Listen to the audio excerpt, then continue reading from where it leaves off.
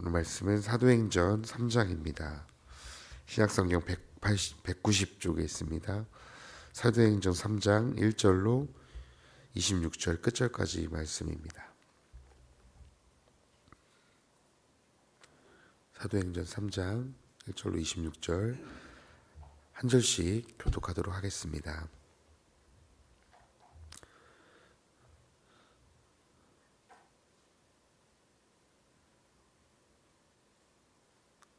신약성경 190쪽입니다.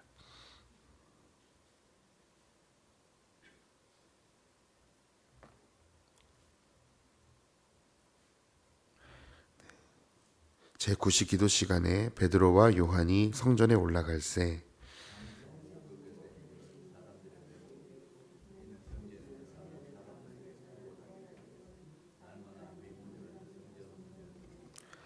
그가 베드로와 요한이 성전에 들어가려 함을 보고 구걸하거늘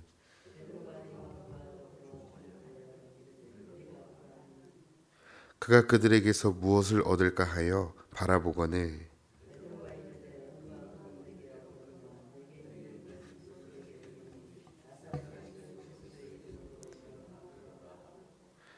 오른손을 잡아 일으키니 발과 발목이 곧 힘을 얻고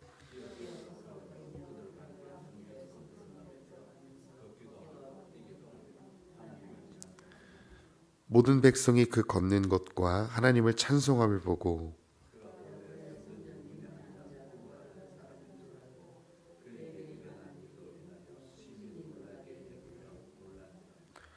난 사람이 베드로와 요한을 붙잡으니 모든 백성이 크게 놀라며 달려나가 솔로몬의 행각이라 불리우는 행각에 모이거늘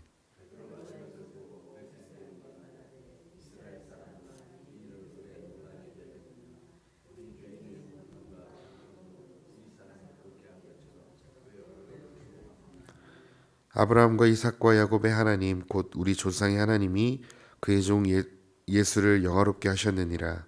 너희가 그를 넘겨주고 빌라도가 놓아주기로 결의한 것을 너희가 그 앞에서 거부하였으니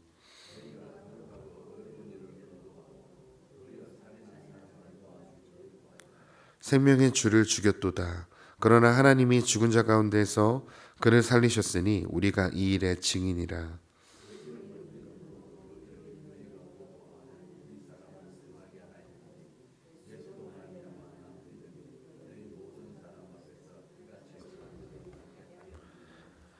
형제들아 너희가 알지 못하여서 그리하였으며 너희 관리들도 그리한 줄 아노라.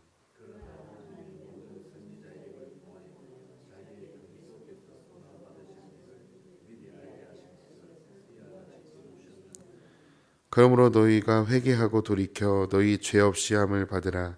이같이 하면 새롭게 되는 날이 주 앞으로부터 이를 것이요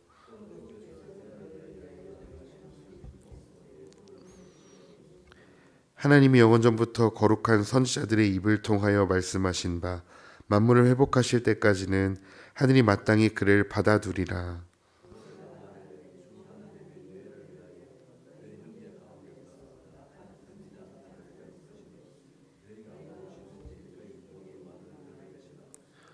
누구든지 그 선지자의 말을 듣지 아니하는 자는 백성 중에서 멸망받으리라 하였고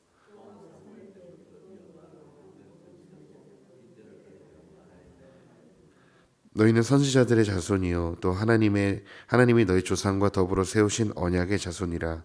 아브라함에게 이르기를 땅 위의 모든 족속이 너의 씨로 말미암아 복을 받으리라 하셨으니 하나님이 그 종을 세워 복을 주시려고 너희에게 먼저 보내사 너희로 하여금 돌이켜 각각 그 악함을 버리게 하셨느니라. 아멘. 네, 오늘 사도행전 3장 말씀 가지고 함께 하나님께서 주시는 말씀 또 은혜를 나누고자 합니다. 오늘 본문은 너무나 유명한 본문입니다. 사도행전에서 유명한 많은 본문들이 있는데요. 오늘은 특별히 베드로와 요한이 나면서부터 걷지 못하는 미문에 앉은 앉은뱅이를 예수 그리스도의 이름을 선포함으로 걷게 하는 이적의 사건이 등장합니다. 특별히 베드로와 요한은 이제 예수님을 따르던 제자의 시절과는 다르게 성령을 받고 이제 성령이 말하게 하심을 따라서 성령이 증거하시는 복음의 본질 예수님을 전파하고 전하기 시작합니다. 그래서 오늘 특별히 이 본문에서 보고 싶은 것은 베드로와 요한이 하나님께 사용받는데요. 특별히 영혼을 살리고 생명의 통로로 부르심을 받은 생명의 통로로 사용되어지는 것을 보게 되어집니다. 교회로 부름받은 저와 성도님들이 이 땅에서 아직도 주를 모르고 영적으로 걷지 못하는 이들을 살려내고 걷게 해야 하는 사명을 사도들뿐만 아니라 교회로 부르심을 받은 저와 성도님들에게도 이 사명을 주님께서 주셨습니다. 아직도 주를 모르는 백성들에게 우리는 진리이신 주님을 알려야 하고 그 주님을 보게 해야 하며 그들을 주님께로 인도할 사명을 인도해야 할 생명의 통로로 우리는 부르심을 받았습니다. 그렇다면 어떻게 해야 이 생명의 통로로 살아갈 수 있을까요? 세 가지로 한번 살펴보도록 하겠습니다. 우리가 교회로서 영혼을 살리는 생명의 통로를 가지기 위해 사용받기 위해 먼저 첫 번째 무엇이 필요한가? 능력이신 예수 그리스도를 가져야 합니다. 오늘 본문에 보니까요. 나면서부터 평생을 한 번도 걷지 못한 사람이 기도하기 위해 솔로몬 행각을 지나던 베드로와 요한을 만나게 됩니다. 그 사람은 오늘뿐만 아니라 날마다 누군가에게 얻고 구걸하기 위해서 미문에 거닐던 장애를 가진 사람이었습니다. 그가 마침 걸어가는 베드로와 요한을 보고 무언가 얻고자 구걸하기 시작하죠. 그는 본문에 나오는 것처럼 몸이 불편하여서 일을 할 수 없었기 때문에 그는 누군가에게 구걸하지 않으면 먹고 살아갈 수 없었습니다. 그는 여느 때와 같이 베드로와 요한에게 구걸하기 시작합니다. 그러나 베드로는 자신에게 구걸하는 그 자에게 이렇게 얘기를 하죠. 6절에서 오늘 말씀 6절에 이렇게 얘기합니다. 베드로가 이르되 은과 금은 내게 없거니와 내게 있는 이것을 내게 주노니 나사렛 예수 그리스도의 이름으로 일어나 걸으라. 구걸하는 사람에게 베드로가 줄 수 있는 은과 금은 없었습니다. 베드로에게는 어떤 높은 지위도 없었고요. 신유의 능력조차 없었습니다. 그러나 베드로에게는 무엇이 있었는가? 나사렛 예수 그리스도의 이름이 있었습니다.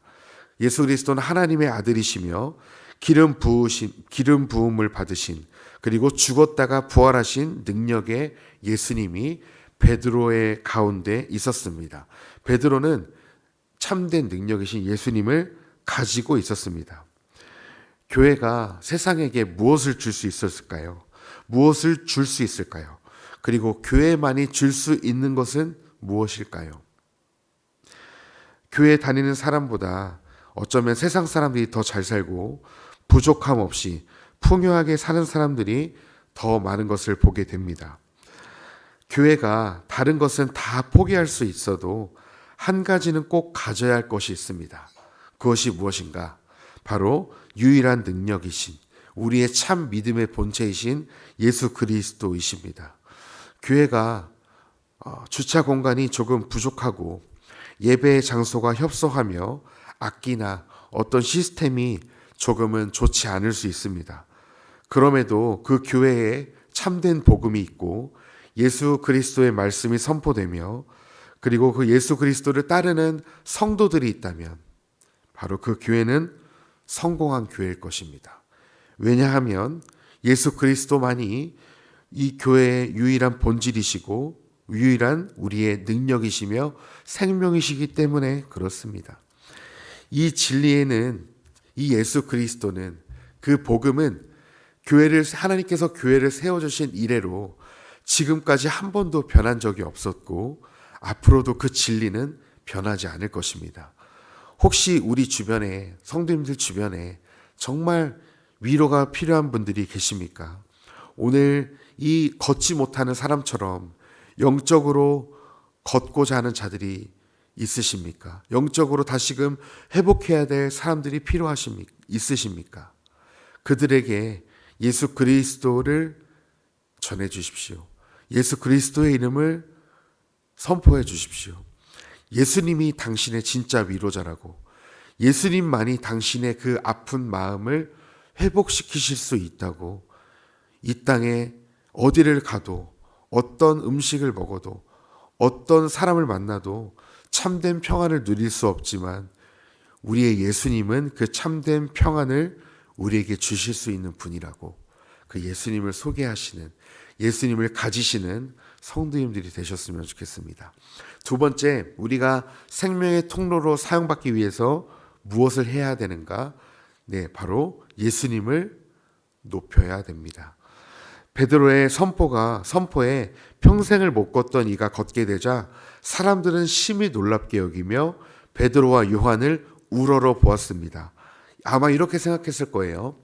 저 사람에게 어떤 능력이 있기 때문에, 저 사람은 어떤 권능과 얼마나 많은 기도와 경건의 생활을 했기에 평생 한 번도 걷지 못했던 사람이, 저 베드로의 말 한마디에 못 걷던 사람이 일어나는가 하며 의아해하고 베드로와 요한을 주목했습니다.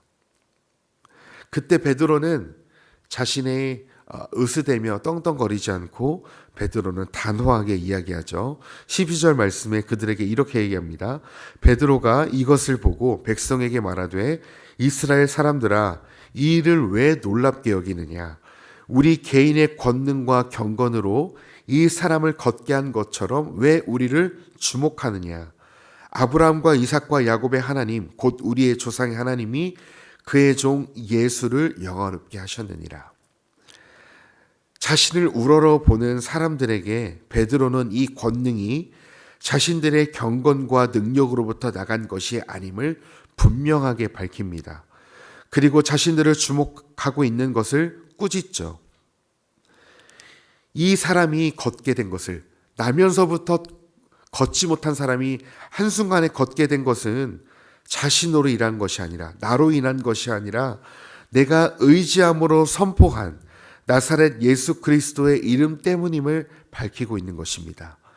자신을 바라보는 자들의 시선을, 지금 자신을 바라보고 있는 자의 시선을 누구께로 향하게 하고 있냐면 바로 예수님께로 향하게 하고 있는 것입니다. 나는 은과 금도 없고 아무런 권능과 경검도 없지만 하나님께서 영화롭게 하신 예수님 때문에 그가 걷게 되었다는 것입니다. 예수의 이름의 능력 때문에, 예수께서 행하신 그 놀라운 일 때문에, 예수 그리스도라는 그 능력의 이름 때문에 지금 이 사람이 걷게 되었다는 거예요. 내게는 능력이 없는데, 나는 이 사람을 걷게 할 수 있는 능력이 하나도 없는데, 경건의 능력, 권능의 능력도 없는데, 내가 의지한 유일한 예수님의 이름 때문에 지금 이 사람이 걷게 되었다는 거예요. 그러니 너희는 이 예수 그리스도를 바라보라는 거죠. 예수님이 어떤 분이었어요? 그들은 예수님을 싫어했습니다. 조롱했어요. 빌라도 앞에 선 예수님을 놓아주기를 원하지 않았습니다. 오히려 극악한 죄인이었던 바라바를 놓아주길 원했어요. 너희가 그 업신여기고 침뱉고 채찍질했던 그 예수가 바로 하나님의 아들이셨고, 그는 죽으셨다가 3일 만에 부활하셨으며 부활의 능력으로 모든 인류, 너희들뿐만 아니라 모든 인류의 유일한 생명의 근원이 되셨다고 이야기하는 거죠. 베드로는 자신의 자리를 아주 알고 있었습니다. 나에겐 이 능력이 없다. 너희는 예수 그리스도를 바라봐라. 예수 그리스도의 이름에 능력이 있다라고 베드로는 이야기하는 것입니다. 베드로는 이 치유 사건을 통해 치유의 주제이신 예수님을 드러내고 그분을 높이고 있습니다. 우리는 사실 교회로서 부름을 받았지만 교회로서 온전히 살기 위해 너무나 연약한 존재들입니다. 우리에게는 사실 교회로서 하나님의 말씀대로 온전히 살 수 있는 능력이 원래 없습니다. 그러나 주님은 능력 없는 자신을 부인했던 연약한 베드로를 사용하고 계십니다. 그러기에 주님께서 연약한 나도 온전히 쓰실 수 있는 것이죠. 그러니 저와 성도님들은 나의 열심과 나의 의를 내려놓고 전적으로 주님께 맡기고 주님을 높이며 예수의 이름만 의지하는 훈련을 해야 합니다. 우리는 사실 교회로서 하나님의 말씀대로 살아갈 수 없는 자들입니다. 이기적인 자들이에요. 나밖에 모르는 자들입니다. 그런 우리들을 하나님이 부르셨습니다. 연약한 중에도 우리를 주의 종들로 그리스도의 말씀을 전하는 자들로 부르셨습니다. 그러니 우리가 해야 할 것은 예수님의 이름을 의지하는 것, 주님을 바라보는 것, 그 주님의 능력을 붙잡는 것 밖에는 우리에게는 할 수 있는 것이 없다라는 것입니다. 우리가 주님을 붙잡을 때 주님이 우리를 통해 일하실 것이고, 우리가 주님을 의지할 때 주님이 우리를 통해서 이 땅에 주의 말씀을 이루어 주실 줄 믿습니다.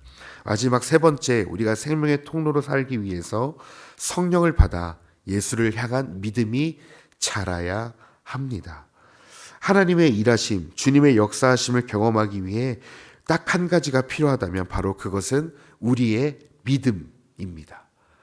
우리에게 무엇이 필요하냐면 믿음이 필요합니다. 베드로가 뭐라고 얘기하냐면요, 16절에 그 이름을 믿음으로, 그 이름이 너희가 보고 아는 이 사람을 성하게 하였나니.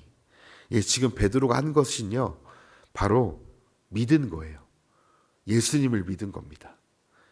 네, 믿음 때문에 베드로가 예수 그리스도의 이름을 믿고 선포했기 때문에 지금 이 못 걷는 자가 일어난 것이죠. 잘 아시는 것처럼요, 베드로는 처음부터 믿음이 컸고 믿음이 있던 사람이 아닙니다. 베드로는 다혈질이었고 누구보다 자신을 사랑했으며 어떤 제자들보다 자기가 가장 높은 위치로 올라가고 싶었던 야망이 컸던 자가 바로 베드로였습니다. 욕하면서 예수님을 3번이나 부인했던 자가 바로 베드로였습니다. 그런데 그 연약한 베드로가 달라졌습니다. 예수님의 이름을 선포할 뿐만 아니라 예수님이 받으셔야 할 영광을 가로채지도 않습니다. 베드로는 부활하신 주님을 만났고 그럼에도 여전히 자신을 사랑하시는 주님의 사랑을 깊이 경험했습니다. 주님을 다시 만난 후로 베드로에게 무엇이 자랐냐면 바로 믿음이 자라기 시작했습니다. 다시 만난 주님이 베드로의 믿음을 일으키고 계셨습니다. 주님을 향한 신뢰가 쌓여갔습니다. 뿐만 아니라 오순절날 임하신 성령의 임재와 성령의 충만하심을 받고 베드로는 죽음을 두려워하지 않게 되었습니다. 예수님을 위해, 나를 위해 죽으신 예수님을 위해 자신의 온 삶을 드려도 아깝지 않았습니다. 우리의 믿음이 자라야 우리도 주님을 온전히 따를 수 있습니다. 이 믿음의 자람은 어디에서 오는가? 바로 주님과의 만남, 주님과의 친밀한 관계에서 오는 것이죠. 우리의 신앙의 본질은 결국 바로 주님과의 만남을 가져야 합니다. 주님과의 동행, 그분의 임재를 경험해야 하죠. 믿음이 자라기 위해 우리는 주님과의 만남을 자꾸만 가져야 합니다. 바쁜 일상 중에도 주님의 말씀을 묵상하는 시간을 떼어놓아야 하고요. 주님께 기도로 뜻을 구하고 묻는 시간이 날마다 우리에게 꼭 필요합니다. 마치 친구도 자주 만나야 친해지는 것처럼 우리의 주님도 자꾸 찾고 묻고 주님의 말씀을 가까이 해야 우리도 예수님과 친밀해지는 것입니다. 그럴 때 우리의 믿음이 자라게 되는 것이죠. 말씀을 좀 정리하겠습니다. 우리는 생명의 통로, 우리는 누군가를 살려내기 위해 첫 번째, 바로 생명의 근원이신 예수님을 가지고 있어야 합니다. 두 번째는요, 그 생명의 근원이신 예수님을 드러내고 높여야 합니다. 마지막 세 번째는요, 우리가 그 예수님을 변함없이 끝까지 따르기 위해 성령을 의지하여 날마다 예수님과 친밀한 교제를 누려야 합니다. 그리스도인의 능력, 우리는 그리스도인인데요, 그리스도인의 능력은요, 바로 우리의 이름처럼 오직 예수 그리스도이십니다. 오늘도 나의 유일한 의지가 되시고 도움이 되시는 주님만 의지하며 나아가기를 소망합니다. 그리고 내 삶 가운데 나의 행함과 나의 의가 지금 높아져 있다면 나를 낮추고 예수님을 높이고 주님을 드러내는 삶을 사시길 축복합니다. 그리고 관계가 깨어진 곳에 예수 그리스도의 사랑과 용서를 선포하십시오.